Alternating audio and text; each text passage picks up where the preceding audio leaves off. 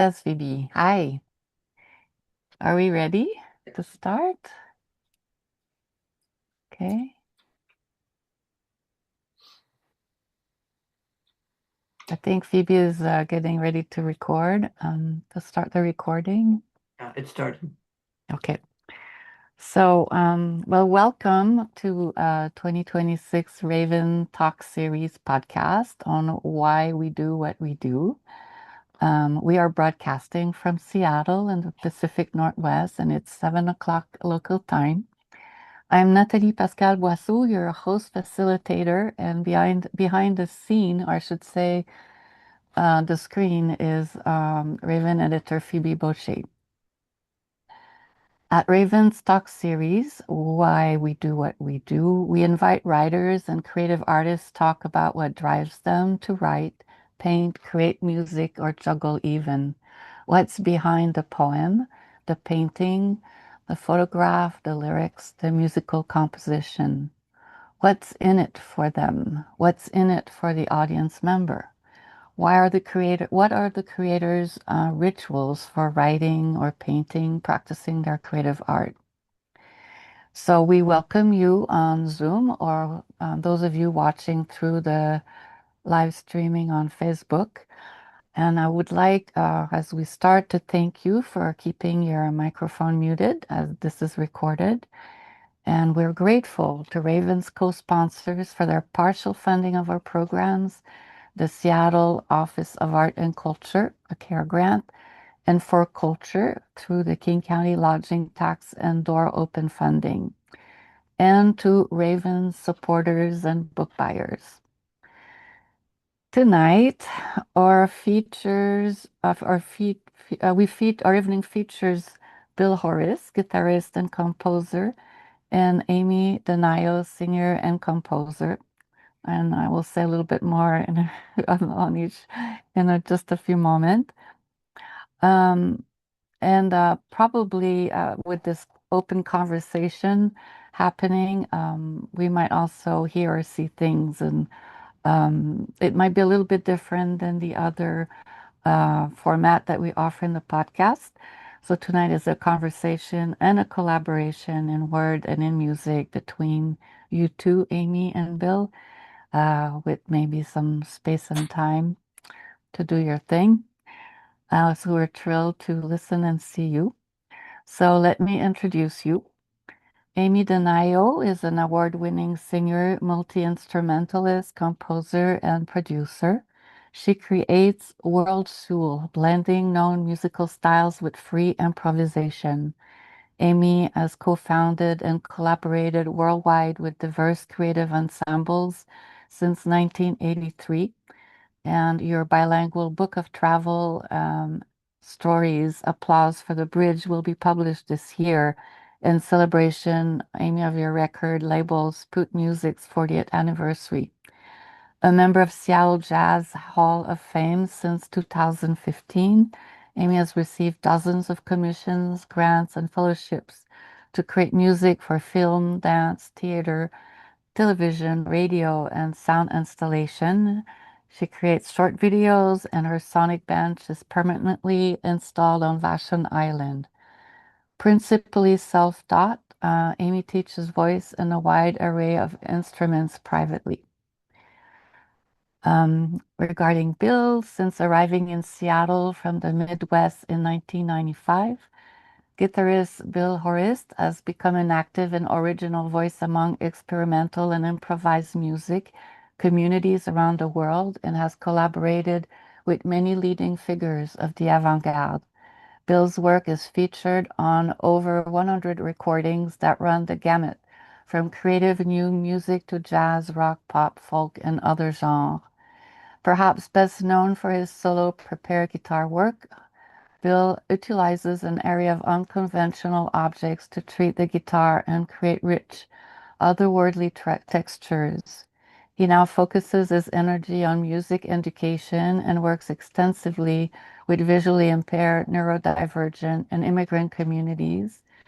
In addition to teaching private guitar lessons, he also makes time for his most recent passion, the ocean. For the last 10 years, Bill has become an avid scuba diver and an award-winning underwater photographer. So we want to now hear you.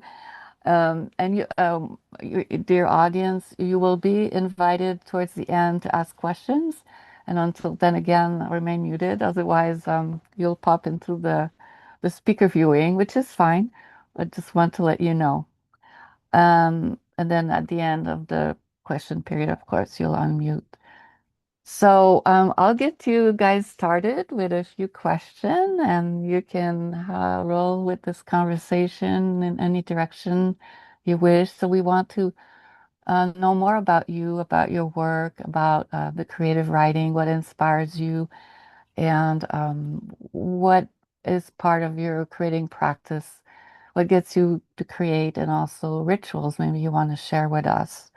So, well, my first question is, how did you begin life as musician? Can I start? Please do. I come from a musical family. My mother played, actually, my parents met as bass players in the orchestra. And they got married and had a couple of daughters. And my mother told me that when she was pregnant with me, she loved nothing better than to play and serenade me while I was in her womb. So I'm pretty sure that my first musical experiences were very intimate and very loud, bubbling bass sounds. And I'm really sure that that's an early form of ear training, for which I'm very grateful. And when I popped out, because I was born by appointment on a Friday at 11, on Friday morning, there was always music in the house. So I feel like I've been blessed with larger ears than normal. See how big they are? They're pretty big. No, anyway, so that was my foundation, was coming from a musical family. And my one sister played, both parents played. There was always music going on in the house. And a big band rehearsing next door. And then I had piano lessons, which I detested. By the time I was 12, I really didn't like people telling me what to do, of course. And so I quit piano. I excelled at music at school in the advanced music ensemble. And so I continued with my passion, which is to improvise. I realized that improvising is what feeds my soul. And so I took up the guitar, taught myself guitar at age 12. And it's just been a crazy run ever since. Bill, back to you, Bill. All right, back to Bill. So I did not grow up in a musical household. There were a few kind of de rigueur records in a small record collection, which I think included one Beatles record. But neither of my parents played music. I don't think any of my extended family played music. Music eventually kind of found its way into my life, first with the detested piano lessons. That was, even though we didn't grow up in a musical household, that was kind of a standard thing. We grew up in the near north side of Chicago in the 70s and 80s, and so the things you did were piano lessons, soccer, ballroom dancing, and therapy. And we were early adopters of childhood therapy, way before it was cool. So those were the things that we did. I hated piano. I was forced to do it. I had no connection with it. I finally extricated myself from it as soon as I could. I got a skateboard. I became a little skateboard punk kid. And years later, in a completely different city with a very different family, I have a lot of adopted kids. That kind of happened throughout the 80s. Two of my brothers asked if I wanted to be in their punk rock band, and I said yes. And they're like, "Do you play anything?" "No." "Go get a bass." And so I went and bought a bass, and first day playing with them was the first time I was playing around with this instrument. So I grew up on what's called the punk rock method, which is also like Amy, largely self-taught. Although I don't like to say self-taught because that presupposes I learned something. It was more like self-did. I just did it and did it and did it and did it. I don't know what I actually learned at the time. So that's kind of what got me into music. As time went on, I found punk rock and underground music wasn't transgressive enough, and by my late teens, early 20s, I started playing guitar when I was 17. So a little late, but when I was about 20, I discovered John Zorn's Naked City, which was a great thing for a punk rock kid like me, very aggressive music, and I learned about these 4 musicians or 5 musicians that were in that band, I kind of started learning about their other music, Fred Frith, Bill Frisell. I mean, these are some great names, and that kind of brought me into improvisation, more experimental music, and so that's kind of what I ended up following for a long time. Would you mentioned some influences, Bill. If you would like to share other influence you may have, and Amy as well, in your work. Ah, wow. So, I mean, that's early influences. I have to compartmentalize these things because I mean, there's so much, and I'm sure this is true of you. That Yeah. I mean, like isolating the influences at larger, probably very tricky. But Maybe as far some as major like one, my maybe. Oh, sorry, yeah, my maybe interest in major like one. weird guitar, like using objects and stuff like that. Certainly, like Fred Frith, Yeah.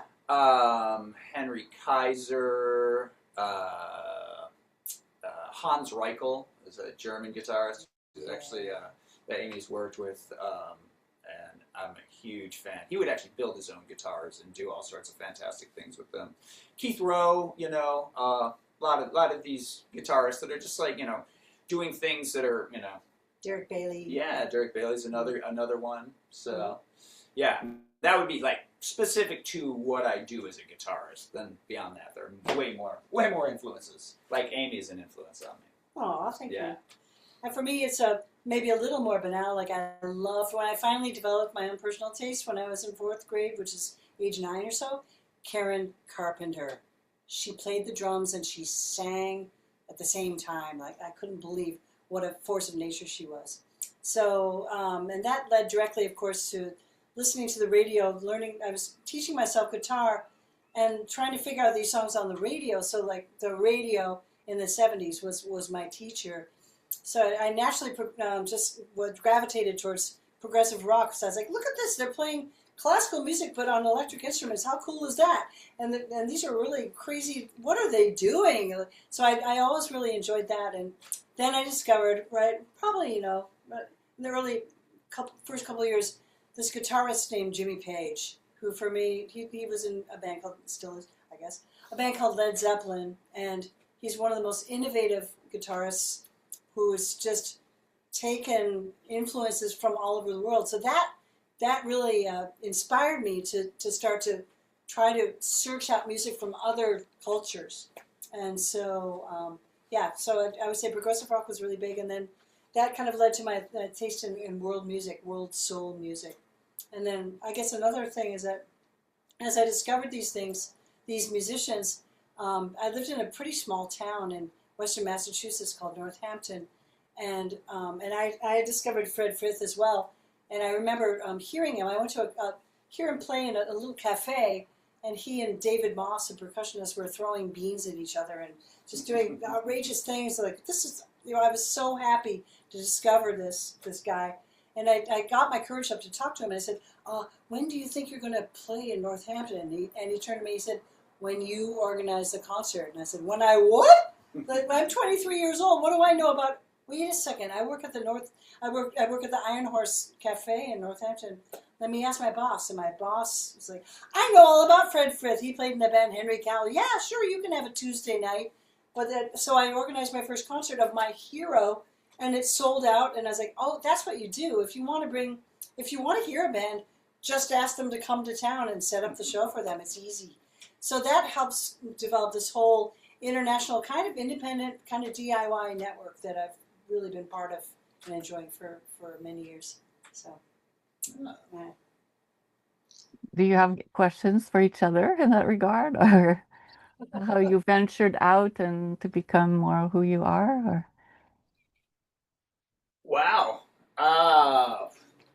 Do you have any questions? No, I don't know. I don't know. Well, we've spent so much time together that we've answered them. No, that's not true. That's not true. But so Bill and I have been collaborating for years together, doing a little bit of song stuff, but also just free stuff. We recorded a couple albums, an album called Church and State together. Yes. That's very wild, free improvisation, and I think we both gravitate towards this kind of music because it's music that does not require any rules. It's music that does not require what is right and what is wrong. That's not even relevant. What is required is that you marry your intuition with your muscle memory, and you try to turn off the intellect altogether. Yeah. And this really is something. And we keep speaking of this guy Fred Frith. He's a British musician, plays guitar, plays violin. He's a composer, but also he really prefers improvising. I remember I discovered him. Just an anecdote is that I was dating the drummer in the band, the progressive rock band that I was singing in, and he had one of those alarm clocks that instead of the alarm going off or the radio going off, it turned on his stereo system. So one morning, I woke up to the sounds of guitar solos, and I'd never heard anything like this. Fred Frith guitar solos. It's absolutely crazy. I was like, "What is this? Is that a bird?" He's like, "No, that's a guitar. That's a guitar." Like it blew me away. So that was really exciting to be able to discover this whole new thing. Now I'm bringing this up because years later, I've been following Fred Frith for many years. We're good friends at this point. He's recorded on a couple of my albums and things like that. And he did soundtrack for a film, so I grabbed it from the library. It's called, of course now I don't remember. It's called, not Force of Nature, it's called Act of God, okay? It's about it's a documentary about people who've been struck by lightning. And so the documentary is pretty good, and the music was really very nice. And all of a sudden, he's in this film. Fred Frith is there with a bunch of electrodes, like all these sensors sensing his brain, and it's attached to a live MRI machine. And they said, "Okay, Mr. Frith," and he's in London in a laboratory. And they say, "Okay, Mr. Frith, go ahead and improvise. No, first just play a song." He's like, "A song? I don't know, but I guess he grabbed his guitar and he did his best to try to play a French chanson." And he finished. He's like, "Whew." And they said, "Look, you can see the MRI is showing the musical part of we've mapped the brain, and there's a musical part that illuminates when people are actually playing songs. Okay, Mr. Frith, go ahead and just improvise. Just do what you want." And he's like, "Oh, thank goodness." And he bends over his guitar and he starts to just get into the zone, because it's very similar to the way athletes, you don't think anymore. You just simply, it's muscle memory and intuition. He goes into the zone and his entire brain lights up. And this was like such a revelation to see this. I was like, that is why I'm so attracted to improvisation, because I literally feel better. And my whole life I've been hearing, "Oh, it's too bad. I mean, we have these marvelous brains, but we only use 10% of them. What a shame. If only we could figure out how to harness the brains." And so this is it. I realized this is why I'm driven to improvise, because I feel like I'm really harnessing my full potential as a human being, as an improviser, as a musician, if I simply stop thinking and simply play. So yeah. And Fred Frith led me to that. He's been really my mentor the whole time. So Nice. there you go. Yeah. Yeah. Anytime, Bill, if you want to share any story, please go ahead. I don't want to put you on the spot, but I was curious what maybe preceded what brought you to journey towards Seattle and the Pacific Northwest, you coming from more of the middle of the continent. Yeah. Well, both Amy and I are Michiganders, and I moved out here in 1995. I was playing with an instrumental rock band in the 90s called Nobodaddy, and there's a guy that had moved to Seattle, started a record label, who was from Southwest Michigan, and he saw our band, and we started talking to him. His name is Randall Dunn. He's gone on to become a fantastic engineer and producer, does a lot of really, really great creative music. He's out of New York now. Anyway, he contacted me and was interested in recording our band for his nascent label in 93 and 94. I hadn't really thought about Seattle much, living in a small farm town in Michigan. So he came out, we talked, we did some recording, and then he invited us out to do some concerts in Seattle. And I was super excited because we were going to play like the Belltown Street Fair, opening up for Bill Frisell. Wow. Which I was super excited about because I was at that point a huge Bill Frisell fan. He's a fantastic. He's much more of a household name than he was then, but a really highly celebrated jazz guitarist that kind of came up through the kind of more avant world. Anyhow, so we had all these exciting gigs and all this stuff, and like 3 weeks before, my band decided they didn't want to go. They're like, I was like, our keyboardist said he wants to live the quiet life. I'm like, dude, you are 23 years old. We're gone for 2.5 weeks. You got plenty of quiet life on the other end of this, but to no avail. So I called Randall and said, hey, everybody kind of bailed. And at that point, I was like, well, it was already hard enough to find people where I was living that would play adventurous instrumental music. I mean, like an instrumental rock band, for whatever reason at that time, might seem bizarre. It was unheard of, really, kind of, And so if this was going to be the best I was going to find, like, in the Midwest, in Michigan, then maybe I should leave. So I just, on the whim while I was talking to Randall, I'm like, maybe I should just move out there. And Randall said, well, in 2 months' time, there's going to be an availability in my house. So within that 2 months, I just changed my life. I just packed everything up, fit everything I could on a train, and moved sight unseen, never been west of the Mississippi, and moved out here and started my life as a musician. And the first gig I had, which was like kind of a mix and match improv stuff, which was with all the guys from Critters Buggin', so Skerrick and Matt Chamberlain, really fantastic, iconic Northwest musicians. And it was just so inviting and open, and like it just kind of So that's kind of how I ended up out here. And you'll be very hard pressed to get me to leave probably at this point. It sounded like it really got going really smoothly and quickly. I was surprised. I think that was part of the nature of the community here. I've probably met you within a year or so of moving, and I was already a big fan of Amy's. I knew your work from past Normal compilations. Oh wow! Yeah. I think Fred maybe had some stuff on one, and you probably were on that multiple times.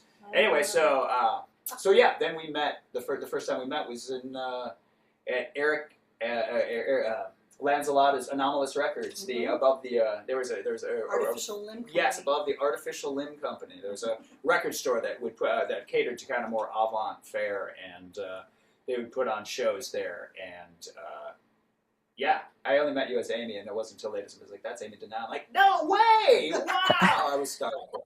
That's hilarious. So. Wow. How did you get here? I'm sorry, Amy, go ahead.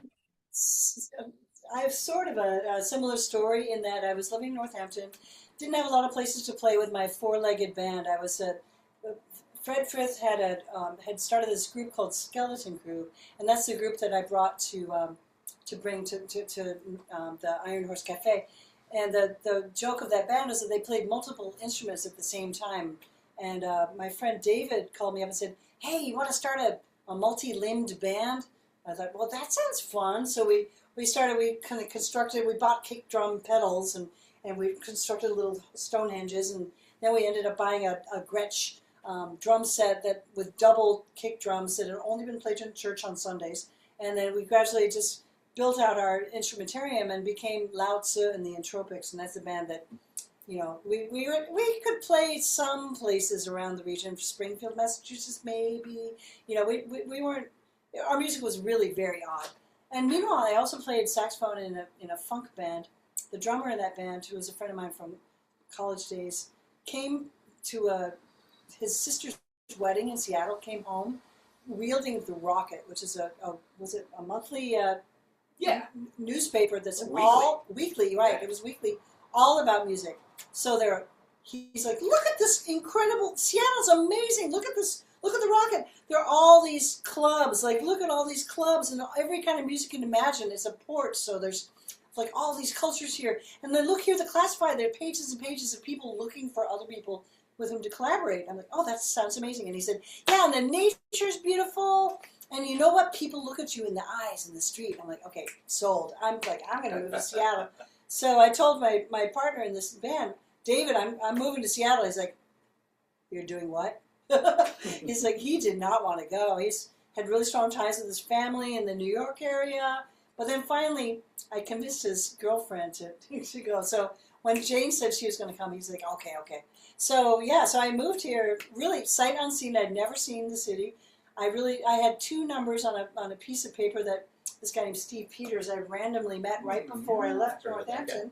It's like, oh, you should meet Jeff Granke and Steve Fisk. I'm like, oh, Steve Fisk, I used to play his music on my radio show. That's crazy. And so, so driving across the country, I'm writing a book. I'm nearly finished with my book of travel stories, and part of the book is a travel across the country, which includes one of the final pit stops in Ellensburg, Washington, which is, I was like, wait a second, doesn't Steve Fisk on that piece of paper? Yeah, it says Ellensburg. That's where we are. We're stopping for gas. I'm going to call him. So I called him from the payphone at the gas station, and he's like, oh, I'm just finishing up. I'm here in a recording studio. I'm just finishing up a session. We're just cleaning up. Yeah, drop by with your 30-foot truck. So okay. So we go over, we meet, we became really good friends, and he eventually recorded our album. And then I moved to Seattle, and that's when I met Phoebe Baucher, because there was this recently this group of people that had been hanging out in a particular gallery, and then the gallery closed, right?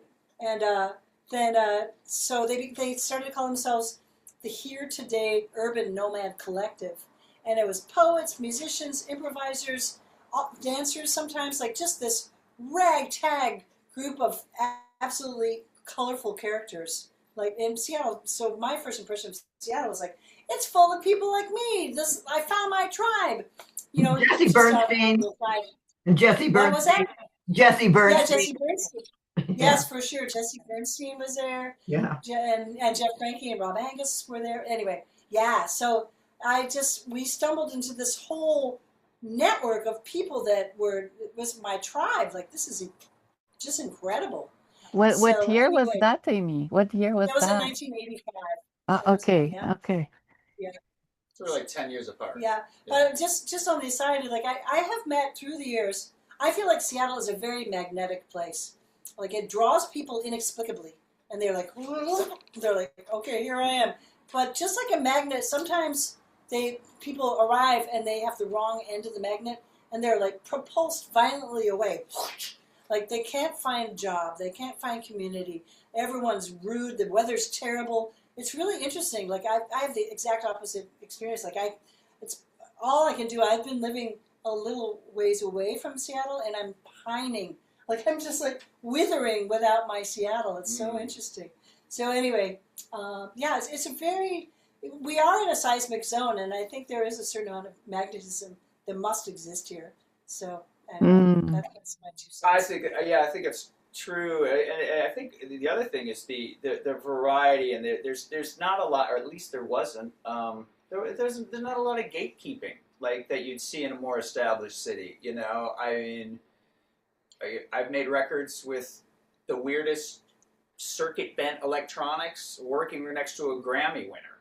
You know, like there's no stratification to these echelons, like where you have people that have maybe been wildly commercially successful in the music scene, but they like jazz or they like improv, and so they're here to play, and and there's an accessibility. So when I first moved here and seeing some people that are like seriously well-known commercial musicians coming over and just doing these play sessions, I was just like in basements and stuff like that. I was just like, what? Yeah. Do you think it's still the case that there's less gate watching or guarding? Ooh, is it still the case? You know, I mean, one thing that I've done in the last several years is I've eased back as a performing artist, and I'm not nearly as active as I used to be.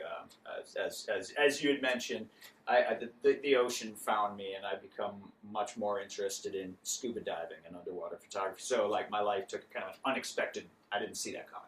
I kind of went that way. So I don't really feel like I would know as well. But I do have an intuition that it's not quite like it used to be. You know, I mean, I think you know, the city has obviously changed in the last 30 years and 40 years. Yeah, I mean, yeah, yeah. you know, in the last 10, 20 years. So, you know, and I, I feel like maybe we've lost a little freak. We've lost Yeah, a little yeah. I freak. mean, I think big technology has really taken a big, I don't know, a big jab, a big surgical like squash out of the scene. Yeah. But at the same time, what I love is that I think of it in, I don't know, I think of the people that go through Cornish School for the Arts, like about every 4 years, there's suddenly this new flood of people who are super inspired and they're doing these innovative, amazing projects, and then they become established, and then they start moving away, and then boom, there's this, it's like this wonderful evolution. So I think of it, it sort of happens in 4-year increments, I'm noticing. Yeah. And I have to say too that COVID really gave a major blow on live music appreciation worldwide. Absolutely. I can tell you that. It's our job now to get back out there to surprise people, Sure. to invite people in, and you know. To say nothing of the tech and- aspect of it as well. That's You true. know, I mean, the more, you know, everybody's their own content creator. So, I mean, the nature of what it means to be an artist, I don't think any artist is untouched by what the internet, social media, everybody has this content. You know, everybody's a content creator. I mean, that's what artists did, you know, Yeah. and do. And so that is, That's true. it's changed the value of it in a way and the meaning of it to a certain degree. You know, I'm sure you can be cynical about it, but you know, looking back maybe 30 years, there's stuff happening right now that we just don't even recognize. It's going to be amazing. And maybe more on the seeking of that. And Yeah. would you like to say a few things about you two your past collaboration or your current ones? And I have a couple other questions, but I wonder whenever is a good time you want to do some collaborating on live Yeah, right now. definitely. I mean, rather than talk, we've made. You can find our music Bandcamp. Yeah, Right. most recently, Church and State. It's two long form duets. One was recorded at the chapel, part of the Non Sequitur music series, which is a fantastic music series run by Steve Peters. Yeah. And others. And then we also did a live film score to Fritz Lang's Metropolis at the Georgetown Steam Plant. So that's a portion of the recording as well. It's available through Right Brain Records. About what time did you start collaborating together? When Chris Cutler came to town. That So was when was exactly. I was starstruck again. Chris Cutler was the drummer for Henry Cow, along with Fred Frith. They were bandmates. Yeah. So that would have been 96, 97. Yeah, It was you, me, Elizabeth Faulkner, who was a fantastic koto player. Leslie Dalaba, fantastic trumpet player. In a loft space downtown somewhere. The Shoe Building. Oh, that was the Shoe Building, yes. Exactly. That's speaking of things that one of the things that are different is we've lost all the weird loft spaces, and I mean even the venues that were eclectic and did those Gallery things. 1412. Exactly, which is actually still around, right? Is it? I don't know. It is. It Wow. is. That one persists somehow. Oh wow. Which is amazing. Yeah. So we've been collaborating on and off since 97. I don't know what other recordings we've done. We've appeared on the same records with different people That's at true. different times. Yeah. You know. And we're co-teaching this summer at Jack Straw Recording Studio, which is really fun. Yeah. Working with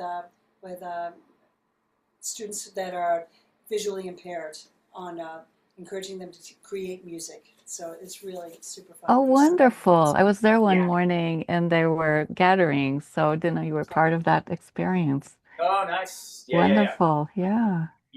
It's a super fun program. I've been doing it for maybe 10 or 11 years now.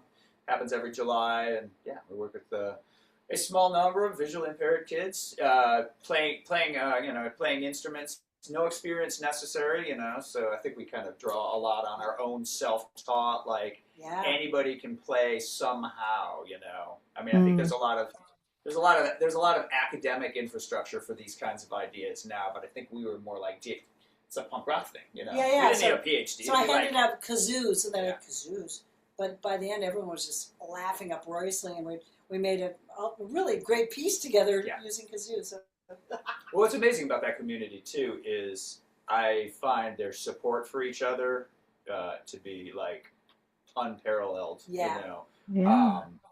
reinforcing, encouraging each other. So they really, you know, because I mean, a lot of times it's a tall order to be like, oh, you've never played music before. Here's an instrument. Do something. You know, especially because we always have that understanding or that feeling like I need to know something. I need to have had some sort of oversight that will say you're allowed to do this instead of you're allowed to do it because it's in your hands, right? Yeah. That's the only permission you need. So what do you say if you do a little bit of live collaboration performance Yeah, let's do together? that. Yeah, well, This we just one. happen to have two guitars We've right never here. played a guitar Oh, duet, so surprise, hey, surprise. Bill, I'm going to surprise you by Yes. picking up my guitar. And that was a nice surprise because I'm going to do something without weird objects or anything. I'm just going to play guitar like a normal human being. I'm very excited. I got a new guitar for the first time in 20 years, and it just showed up, and so It's very beautiful. So it is a surprise. So thank you. Yeah. Yeah. It's all yours. Thank you.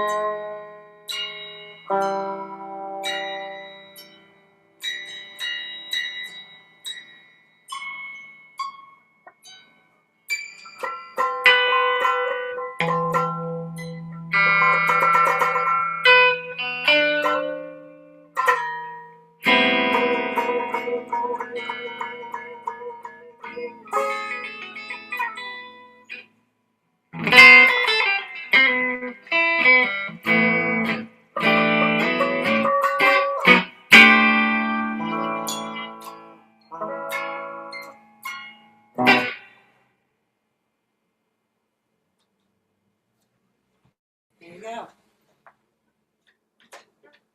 So we ended it with a nice little period. It was just like Put a button on it, as my friend from the Midwest would say. yes. Thank you. Thank you. Well, I would like to ask you if you have any ritual or anything special you do when creating for your work, or you have in the past. I know things have changed. It's not really a ritual, but I would like to share with you the concept of the Immersion Composition Society. Do you know about that, Bill? I don't know. The Immersion Composition Society is a loose affiliation, very loose concept, started in California by some musicians who said, "Hey, let's see if we can maybe try to come up with 20 songs in the course of one day."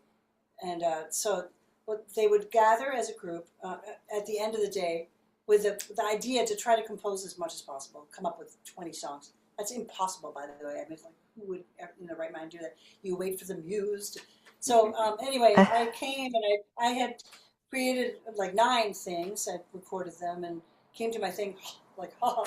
But when I played the 6 accordion songs were basically a suite. I mean, really, they all sounded the same. Like, oh, it wasn't like really 6 pieces, one.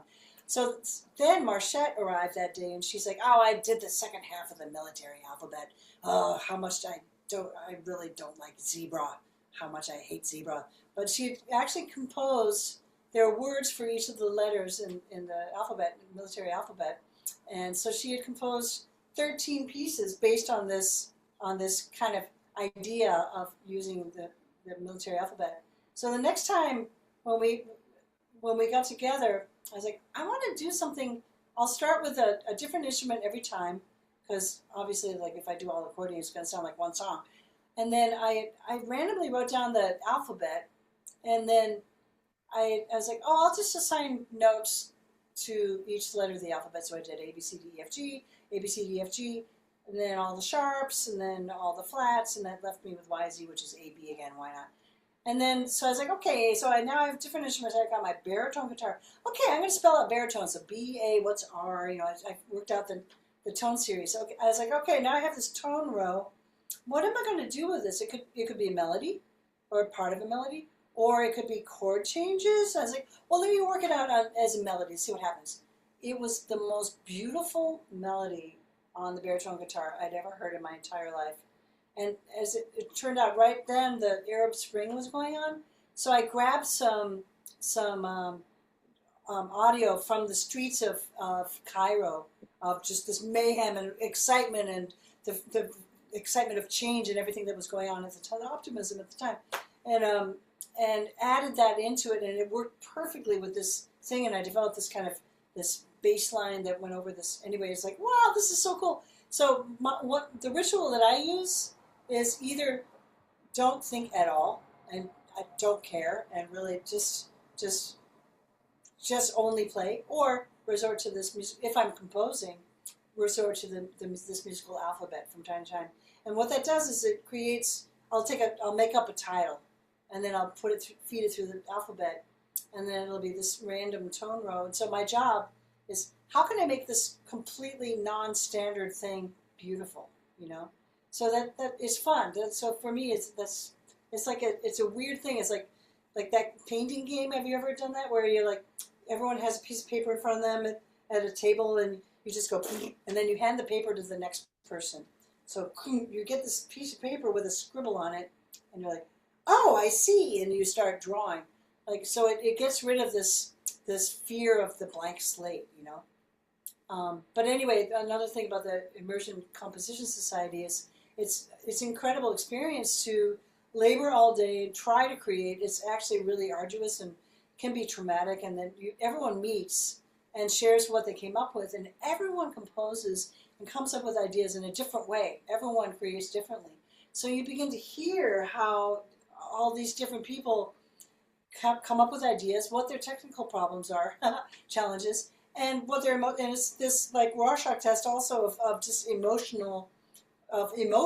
So it's one of the most incredible meeting of minds that happens, and it's completely spontaneous. Like, we just have a little group that we haven't met for a while, but hopefully we'll do it again soon. But I highly recommend, say, oh yeah, okay, so next Sunday, just turn off the phone, try to compose as much as you possibly can. 8 o'clock we're going to meet, share what you came up with, and it's like a mind-blowing experience to share this creative process, because everyone's going to do it differently.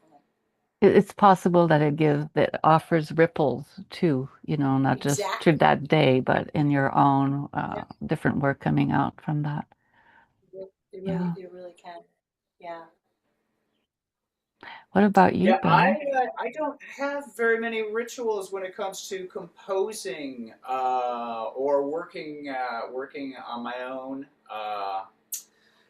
I do, if I'm touring, I like to just get a walk by myself for about 10, 15 minutes, like right before I play. And I like to also actually have no interactions for that period of time and just kind of empty my head, because I mean, I think a lot of it is like, yeah, just kind of getting out of that situation, and I think that the mobility kind of helps things become more somatic right away, as opposed to it's very easy for me to get in my head if I'm at a club and there are people around, I'm engaging, and and these kinds of things that can kind of set me up for expectations that I might have during a performance. And this is, of course, in the context of like free improvisation. So yeah, walking just kind of gets rid of those expectations, kind of brings me into my body a little bit, and lets that be like kind of that somatic experience without without a lot of cognition going on. In the present moment. Yeah. Yes, exactly. And I'm a little bit different. Like even today, I just played in the library earlier, and I like to interact. I actually have a better experience usually if I interact with people a little bit before.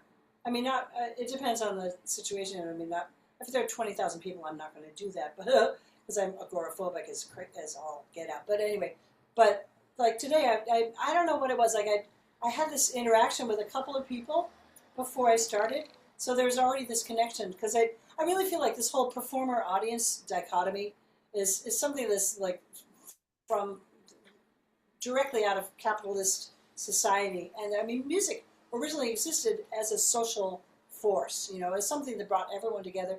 And it didn't matter if you had experience or didn't, and everyone would contribute together. And there's this collective, like this synergy that happens, when everyone's participating. So my feeling for performing is to try to somehow like revolutionize it so that it goes back to this idea. So today I brought a bunch of balloons, and at the very end for the last piece, which is called 45 Now 47, I handed out balloons and just gave a little quick, seminar on how to play the balloon. And it was the most cathartic thing. There was just the most incredible sounds throughout the whole entire room.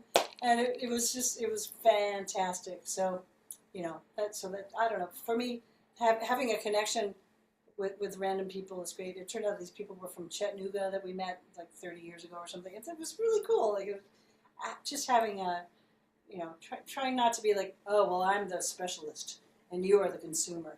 So I'm trying to kind of get away from that. It's not always successful, but whatever. So And perhaps your two ways come together or in their unique ways. But Bill, what I hear you yeah, say too is it's a way for you to be present in the moment when you're performing and yeah. improvising. So it's like to get out of your own mind and see what Exactly. emerges there. And then Amy, you bring up the aspect of the connection. So it's really rich hearing you both together. Um, so, are there other things that you have done maybe in the past or still doing now that brings you in the creative process? It doesn't have to be ritual, but that in writing or in um, recording. And I know you do very different things at times as well, so I don't want to put labels or words. Maybe I'll let Well, I think you. like Bill, walking is a godsend. Walking is such a great way to reconnect with your body, and it creates rhythm, and that in turn for me creates ideas. Yeah. I'm really rhythmically based, so even if it's not composition, it'll just give me this idea that this feeling that this kinesthetic, kind of release that happens when you walk that I think is really essential. Totally. Yeah. You do that in your studio Yeah. too? No, I walk around. I walk in circles in my studio. I walk. Yeah, I'm a pacer, so I actually do that. I'm pretty high strung, so if I'm talking on the phone or even just ruminating, I'm walking. I'm moving a lot. I'm moving a lot. I'm a little mellower now in my older age, but yeah, pretty highly metabolic. So Well, we're approaching a little bit perhaps to our time together, but I wonder if there's something deep to your heart that you would like to share, each of you, and where you are now and what's happening. I mentioned a few things while reading your bios, that if you want to speak a little more, you have a book coming, Amy, Yeah, and I you're into the wrote a ocean that's more. Well, we'll talk about the ocean after, but let's hear you, Amy. okay. Just Yeah, my book has been a long time coming. It started because an Italian friend said, "Oh, you speak such charming dialect of Italian," which means, of course, it's not correct. It's like I just make stuff up and like, and I love to laugh. Like it's when I think in Italian, when I speak in Italian, and I'm around Italian, my brain works differently than in English. It's crazy. Like I just feel 100% myself. It's really very cool. So anyway, my friend Carmelo was like, I have this little publishing company. I would love to publish your travel stories. You must have a few. I'm like, oh, I've been jotting them down anyway. So 10 years later, I'm nearly done, and it's called Applause to the Bridge, and I'm very excited. It'll be in English and in Italian. I'm hoping to be on the facing pages. We'll see how that goes. But yes, so it's all about cross paths, about improvisation as a mode of survival, and just an idea of talking to strangers, because that's how you learn. Collaborating. It's about collaborating, and just trying to keep an open mind. And definitely talking to strangers. So there you go. I guess one of the big things is, and it happened when I moved to Seattle. Cross paths. Like this girl I met when I lived in Ireland suddenly appeared at the top of the hill in Colorado Springs 4 years later. I'm like, what are you doing here? I went to school here. Wow, that's crazy. First time I go out for a beer in Seattle, there she is again, waiting in the first bar I go to. She's sitting there. Jody, what do you... So this is in Chinese Buddhism. This is called Yuan Feng. I'm sure I'm not saying it right, but it's the crossing of paths. So that we all stumble along our way. We do this. We make various decisions for good or for bad. And then, boom, we come across someone like me and Bill, for example, and it's strong. It's like a node that's connecting this whole entire crazy world together with our creativity, with our collaboration, and this is how we can, if we all reach out and collaborate together, we can make this world an incredible place. So please talk to strangers, offer a hand, see what you create. See what you can make up. Great. Yeah, I endorse the talking to strangers. Yeah, absolutely. Yeah. I think for me, things have been a little different since I got into diving. I struggle with being an artist and where I sit as an artist and just the nature of art and what we do in general. It's something I think about a lot. And I think somehow diving has kind of addressed a certain thing that, Kurt Vonnegut has a quote that says, art puts humans at the center of the universe, whether we deserve to be there or not. Yeah. And I think about that quote a lot, and I think about like the human centrality to experience, which makes sense because we're humans. I get it, we're going to be central to our experience. I understand that, but actually, and I also like the idea, for years the idea of like free spirit and creating anything goes and stuff like that. But I started to kind of get honestly bored with that. Like, no, it's anything goes. Human creativity, it's wonderful. But for some reason, it just wasn't hitting me with a sense of awe the way it used to, And so I started seeking other sources of awe, and diving, spending time with giant Pacific octopuses that come out of their den and wrap their arms around me to taste me and experience me and have this kind of, I don't impute too much, but there is a connection. There's a mutual curiosity there, or seeing animals that are stunningly beautiful that have been, unchanged for 500 million years. Things that were actually concrete in the real world, started to mean a lot to me in a way that the constructs that we come up with, just they're not feeding me as much as they have in the past, and these can be waves. Maybe it will feed me again. I don't know. But so like documenting underwater animals has been great because it kind of removes my centrality from the experience, because I can present this kind of work, and it's not about me. It's not about what I do or anything like that. It's like, look at this thing. Look at this thing. And it's shocking, like, how how much stuff that people will look at photos like this and like, I had no idea this animal could even possibly exist. So that there is that kind of reaction that I've seen to us as artists, but to see the reaction to things that are real and kind of undersung in that way seems to be interesting to me at this point. And in the doing of it, though, you have a different relationship to sound. You're in the water, so that must. Absolutely, yeah. No, that's and of course, there's the like the idea of like, well, how can I incorporate this into my music? And I have like my last solo album, Substratum, features all photography that I've done, and at the It's beautiful. thanks. Yeah. And so when I had the CD release party, I actually had prints of my stuff, so I had a kind of a gallery of photos shown.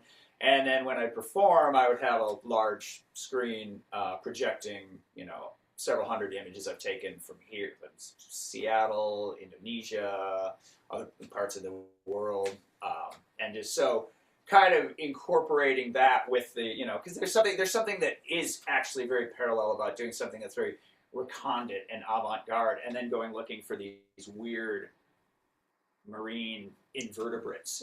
They're like the avant-garde of the ocean. So I do see a through line in there, Yeah.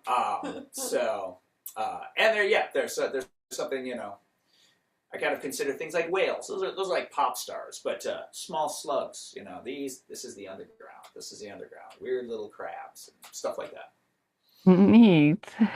Well, on that note, I would like really to open for anyone who would like to ask you question or share comments. It's really open to that. And I know that in the chat a little earlier,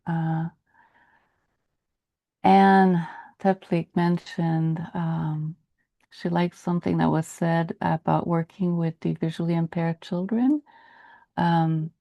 I love that. You're allowed to do that because it's in your hand. And I think there's a lot to say about holding an instrument or a camera or,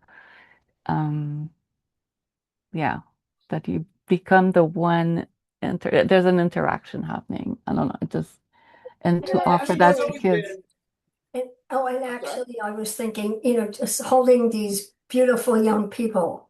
Oh, okay, another No, twist I was, on it. in addition to what you had said, Natalie. Yeah, I love that was said. Anyway. Yeah. Well, I think it's I think there's so many instances, and maybe more so. I mean, you work with students, you work with young people, I work with young people, and I think you see even more need for some sort of oversight, among young people. That again, either we're getting older and we're just not seeing it, which is of course a thing, or it is a little different than it used to be. I mean, like. We talk a lot about safe spaces, but we don't talk a lot about brave spaces where people should have, push themselves beyond their comfort level. Right. Beyond, being uncomfortable is not a deprivation of a civil right. Being uncomfortable is the nature of what makes life amazing. And I think there's a lot of like, don't be uncomfortable. Let's reinforce. And for good reason, of course, but I think maybe it's like potassium. If you don't have enough potassium, you're going to die. If you have the right amount of potassium, you will thrive and live. Too much potassium, you die again. So something about like, that balance of safety, but also bravery. Like, no, push yourself. Go out, scrape your knee, that kind of thing. That maybe there's a little less of that. We were talking That's about wonderful. And holding the space for this to happen. Yeah. Thank you, Anne, for that intervention. We appreciate it. Okay. Wonderful. Anything you would like to conclude with? This has been a pleasure. It's super fun, always like hanging out with Amy. This is the first time she's been over to my place, so hopefully nice place to see these masks. Yeah. It's so Yeah. fun. That's really great. Those are traveling. That's I buy masks and shirts. That's kind of Other travels. Yeah. yes, exactly. They have to be travel masks. You know, I can't go to a store and buy it. You know, it has to come from wherever it is. You know.